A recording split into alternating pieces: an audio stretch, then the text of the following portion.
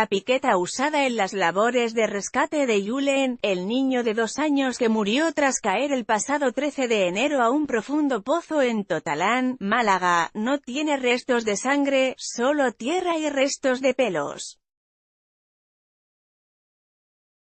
Fuentes judiciales han asegurado a EFE que, si el menor hubiera fallecido por los golpes que recibió en la cabeza de los rescatadores como mantiene la defensa del dueño de la finca, David Serrano, tendría que haber restos de sangre y no los hay. Además han asegurado que, aunque es cierto que falleció por un traumatismo cráneoencefálico severo, la herida que le hubiera producido la piqueta es de características muy específicas, de tipo inciso contusa, y que en la autopsia preliminar no se especifica. Según la autopsia preliminar, a la que ha tenido acceso EFE, el pequeño sufrió una fractura craneoencefálica, heridas en zona temporal izquierda y frontotemporal, además de múltiples heridas post-mortem, y la data de la muerte coincide con los días de su desaparición.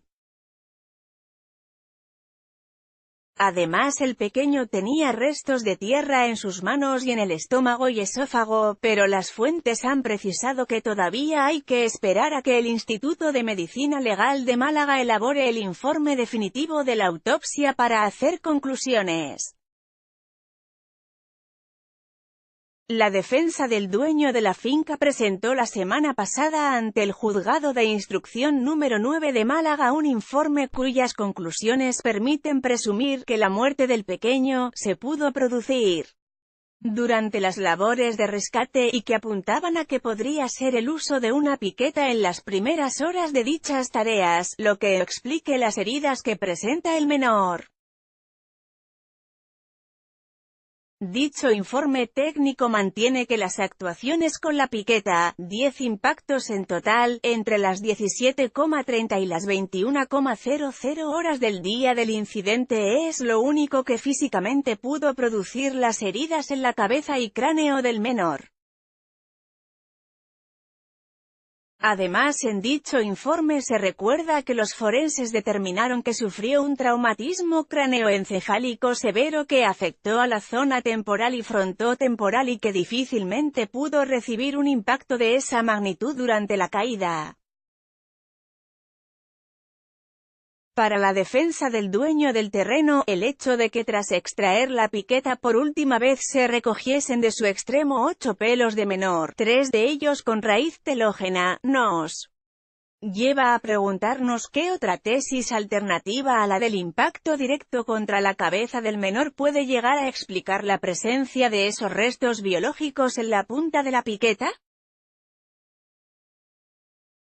En este sentido, las fuentes judiciales han indicado a EFE que los restos biológicos del menor pueden estar presentes por la caída de menor, al tiempo que ha defendido la actuación de equipo que intentó rescatar con vida a Julen. Por otra parte, las mencionadas fuentes han subrayado que en la autopsia preliminar se precisa que el pequeño Julen sufrió también múltiples heridas post-mortem. Respecto al origen del tapón de tierra que cubría a Julen han precisado que se formó por la caída del niño y que se hizo de una forma fortuita. El niño en la caída libre habría arrastrado materiales de las paredes irregulares del pozo, ya que no estaba encamisado con ningún tubo, así como también hubo pequeños desprendimientos al intentar ayudar al padre y en las primeras horas de rescate.